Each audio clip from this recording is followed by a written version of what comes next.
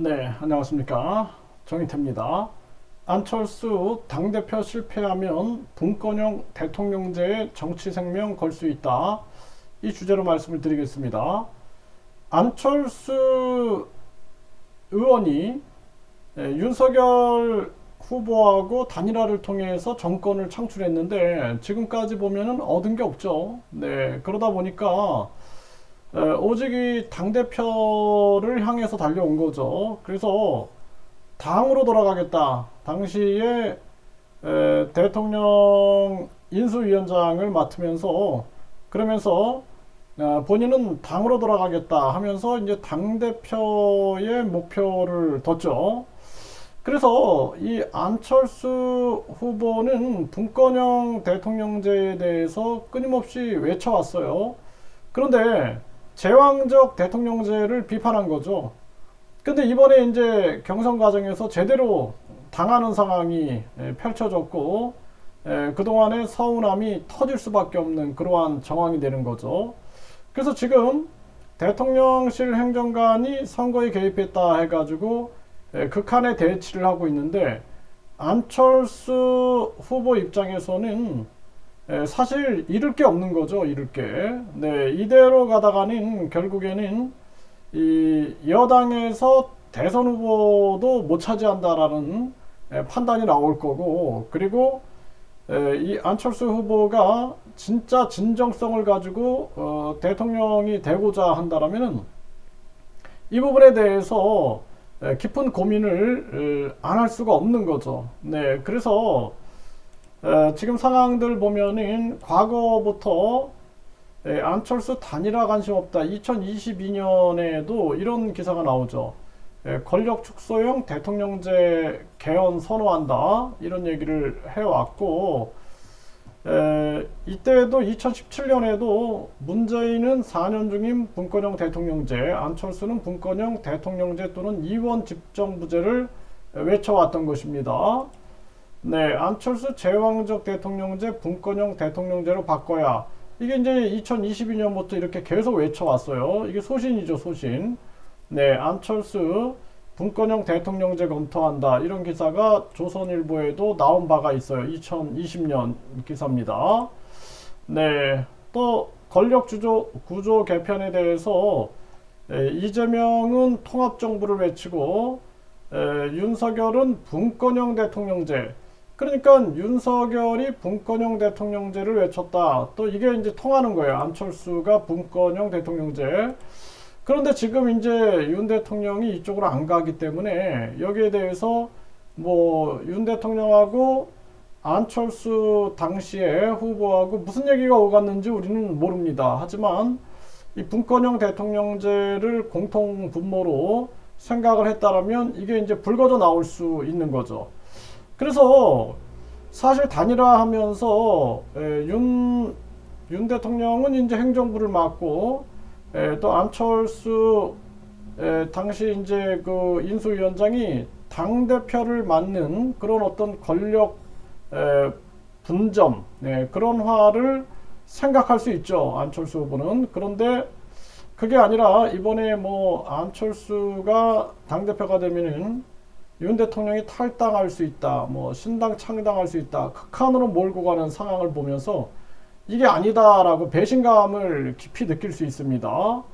그러다 보면은 결국에는 이 안철수 이 의원이 분권형 대통령제의 정치 생명을 걸 수 있다라는 거죠. 왜냐하면은 이제 국힘에서 머물러 봤자 결국에는 본인이 이제 대선 후보도 못 된다.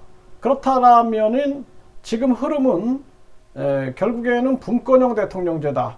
유사 내각제 그리고 변형된 내각제, 위장된 내각제죠. 이쪽으로 방향을 틀면서 계속 그동안 김종인 위원장이 이걸 외쳐왔고 지금 김진표 뿐만 아니라 초당적인 의원 모임이다 해서 선거구제 개편과 더불어서 개헌 논의가 나오는 거예요.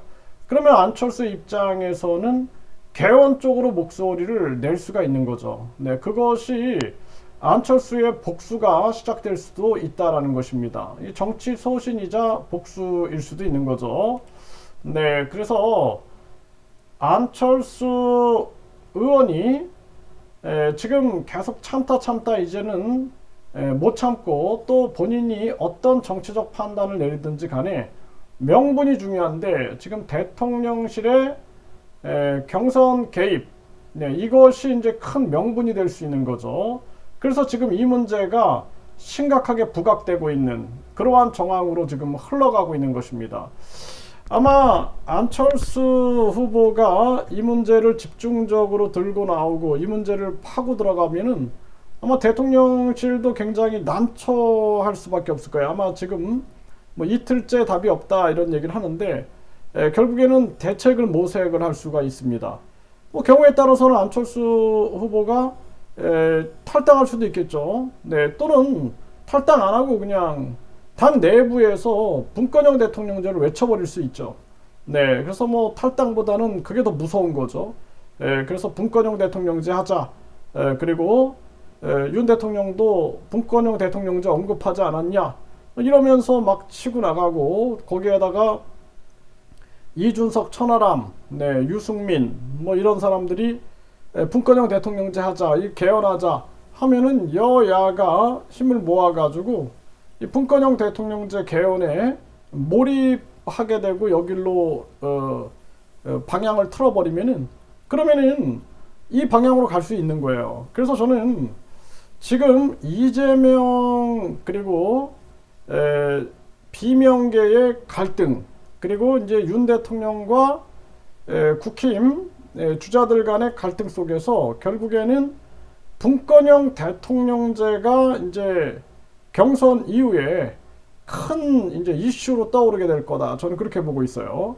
그리고 안철수 후보가 이걸 들고 나오고 쳐버리는 순간에는 윤 대통령 같은 경우에도 굉장히 위태로워질 수 있다라는 겁니다. 그래서 이번에 윤 대통령이 큰 틀에서 이준석, 유승민, 안철수, 나경원 다 끌어안아야 되는데 도리어 지금 뺄셈 정치를 한 거예요. 다 쳐내는 다 이렇게 포용하지 못하는 이러한 상황이 전개가 될 때 윤 대통령이 끌어안았어야 되는데 발언을 이렇게 가면 안 된다. 네, 이렇게 가면 안 된다. 대통령실도 그렇고 여당도 그렇고 이렇게 가면 안 된다. 우리는 다 같이 끌어안아야 된다 하면서 윤 대통령이 이준석 대표도 만나고 뭐 나경원도 만나고 또 유승민도 만나고 안철수 후보도 만나면서 화합의 정치를 펼쳐야 되는데 그러지 않았단 말이죠.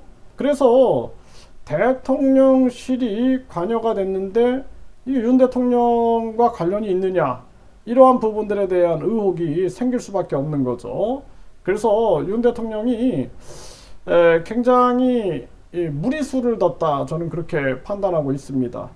그래서 뭐 대통령실이 움직였는데 그리고 대통령실에서도 계속 압박이 들어오고 또 김기현, 김기현의 그 후원회장 그 사람이 계속해서 뭐 안철수가 당대표 되면은 뭐 탈당 또 뿐만 아니라 신당 창당 얘기할 때 그걸 끊었어야 되는 거예요. 끊고 빨리 이 대선 후보들을 같이 한 자리에 모아가지고 대화하고 소통하면서 끌어안는 쪽으로 가야 되는 거죠. 그 굉장히 중요한 부분이거든요.